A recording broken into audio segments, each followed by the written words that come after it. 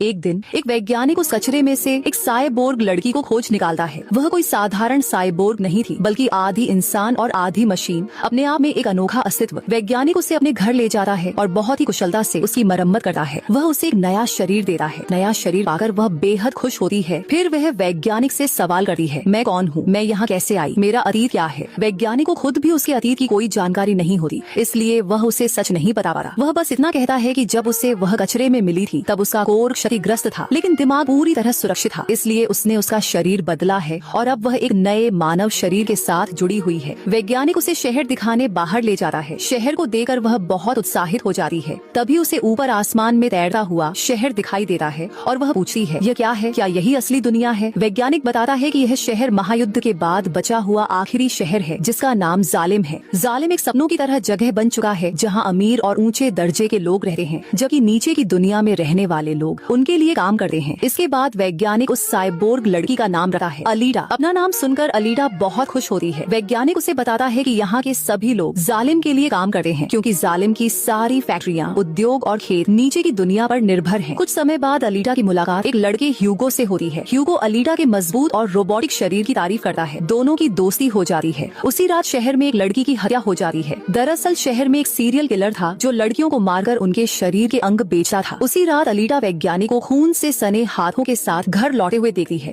और उसे शक होने लगा है कि कहीं वही कातिल तो नहीं। अगले दिन वैज्ञानिक की पूर्व पत्नी आती है। तब यह खुलासा होता है कि अलीडा को जो मानव शरीर दिया गया है वह वास्तव में वैज्ञानिक की मृत बेटी का है। गम में टूटे पिता ने अपनी बेटी का शरीर अलीडा को दे दिया था। इसके बाद ह्यूगो अलीडा को शहर के मशहूर रेस गेम में ले जाता है। अलीडा इस खेल में सभी को चौंकाते हुए शानदार प्रदर्शन करती है और जीत जाती है। बाद में ह्यूगो उसे एक ऊंची इमारत की छत पर ले जाता है, जहाँ से पूरा शहर और जालिम साफ दिखाई देता है। वे एक विशाल पाइप की ओर इशारा करता है और बताता है कि जालिम से सारी चीजें इसी पाइप के जरिए नीचे आती हैं। ह्यूगो का सपना होता है किसी भी तरह जालिम पहुंचना। एक दिन अलीडा को शक होता है कि वैज्ञानिक कोई कातिल नहीं बल्कि कुछ और है। वह उसका पीछा करती है और पता चलता है कि वह एक हंटर वॉरियर है जो अपराधियों को मारकर उनके सिर फैक्ट्री में जमा करता है और इनाम पाता है। उसी दौरान वह सीरियल किलर हमला करता है। अलीडा उससे लड़ती है और उसे हरा देती है। इसके बाद दोनों अपराधी का सिर फैक्ट्री में जमा करते हैं और उन्हें इनाम मिलता है। अगला पार्ट देखने के लिए वीडियो को लाइक करें और कमेंट में लिखें नेक्स्ट पार्ट।